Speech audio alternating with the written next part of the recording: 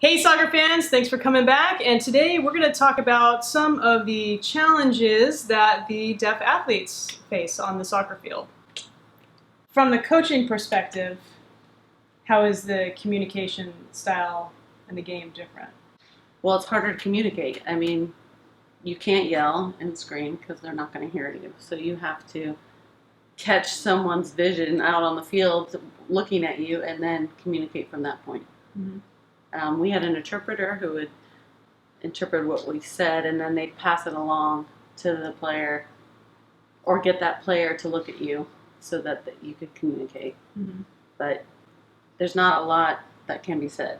So any breaks or whatever, they would come over and we were able to communicate that way a little better. But it's hard. Even subbing, to get to move a player like a defender to a forward and put a play, they all have to go up and actually communicate with each other. You can't just say, hey, you go forward, and you go to midfield and she's going to take your spot. You have to actually go up and sign with them. Mm-hmm. And tell them, okay, now you're moving to forward and I'm taking your spot. And some kids would get flustered by that, mm-hmm. Not knowing. Or if a player did not want to look at the bench, then they didn't have to look. And they didn't have to see what you wanted to say, which made it hard. My kind of saying was to be a goalkeeper.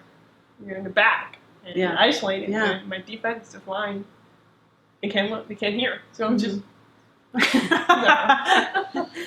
yeah. But I remind them to look all the time. Thank you for following our journey with the USA Deaf Women's Soccer Team, and look forward to the next year and the 2017 Deaflympics. Subscribe. Stay tuned. See you next week. Great, one more time. In case it doesn't take. You only get one shot. You one shot wonder, but yeah, before the memory card runs out. Okay.